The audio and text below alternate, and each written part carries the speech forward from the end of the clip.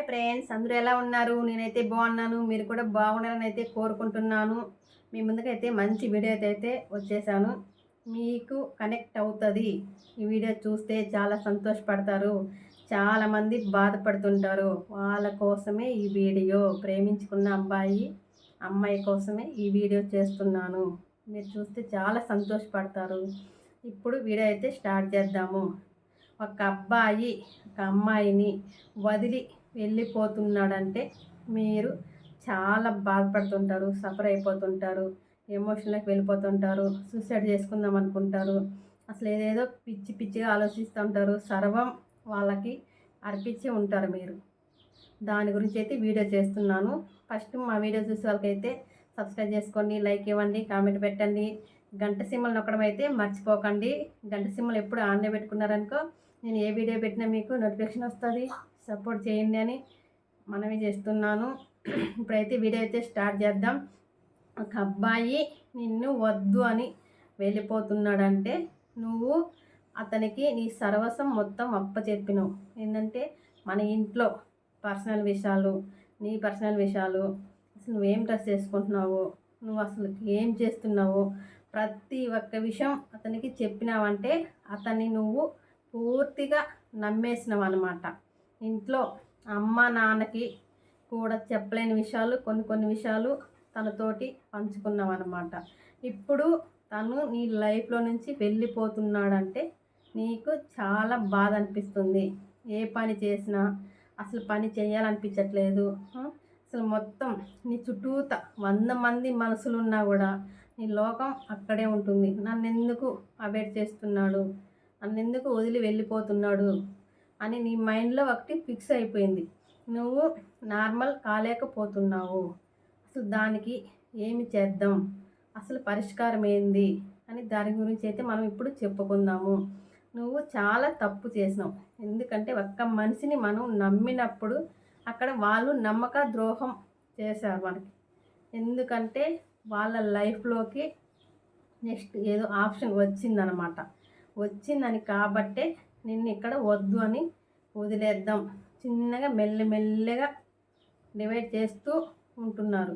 నీ నెంబర్ బ్లాక్లో పెట్టడం, నీకు మెసేజ్ చేయకుండా పోవడం. బ్లాక్లో పెడితే మెసేజ్ రాదు, కాల్స్ రావు. నువ్వేమో అసలు నేనేం తప్పు చేశాను, నా వల్ల ఏమైనా తప్పు జరిగిందా, నన్ను ఎందుకు ఇలా అని అంటాడు. మొత్తం నీకు విలువ లేదు, తన దగ్గర నీకు విలువ లేదు, విలువ పోయింది. నీ నెంబర్ ఎప్పుడు బ్లాక్లో చేశాడో అప్పుడే నీ విలువ చచ్చిపోయింది. అసలు నీకు స్థానం లేదు. మనకు బ్లాక్లో పెట్టారంటే అసలు ఎంత పెద్ద తప్పో తెలుసా?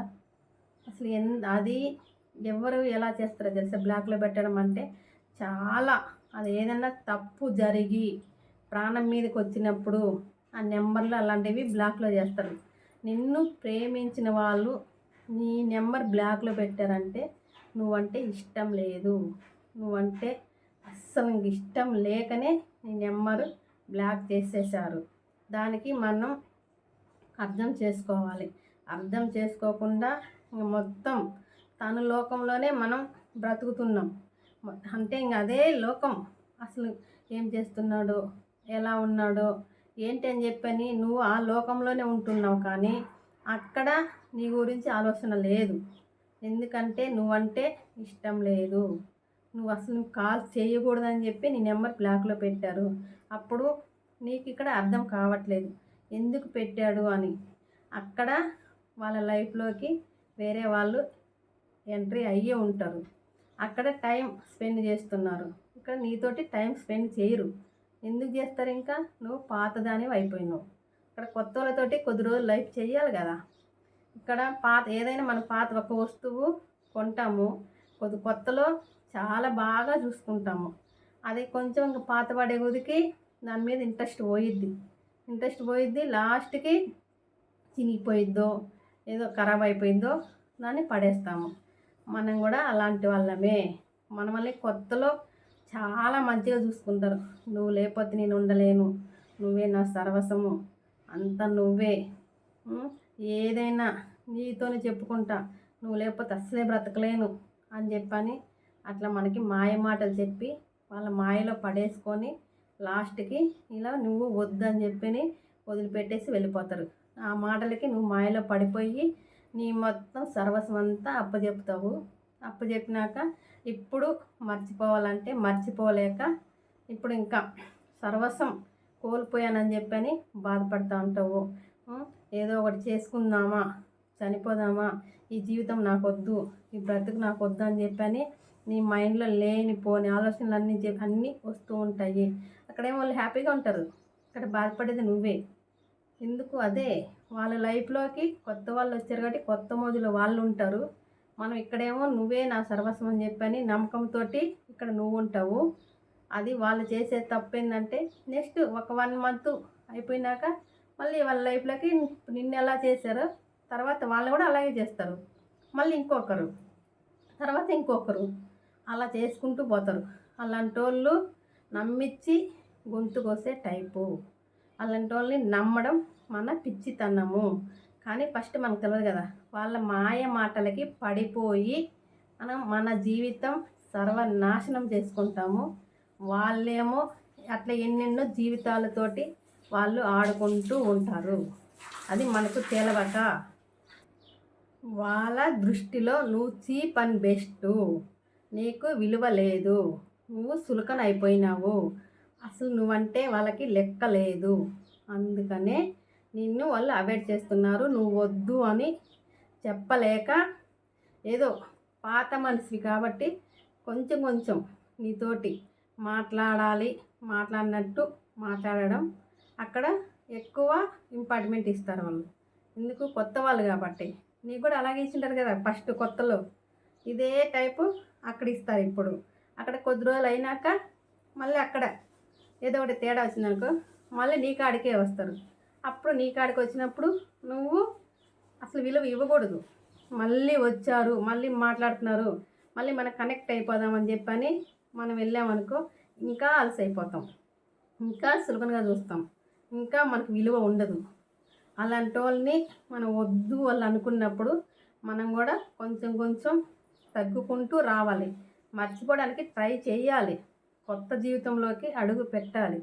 అలాంటి వాళ్ళు చాలామంది అలా మోసాలు చేస్తూ ఉంటారు. అబ్బాయిలు కానీ అమ్మాయిలు కానీ, ఎక్కువ అబ్బాయిలే అలా చేస్తూ ఉంటారు.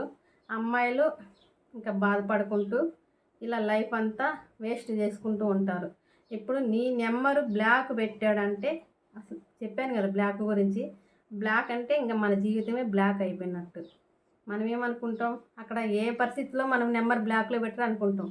నీతో మాట్లాడడం ఇష్టం లేక నీ నెంబర్ బ్లాక్ చేస్తారు.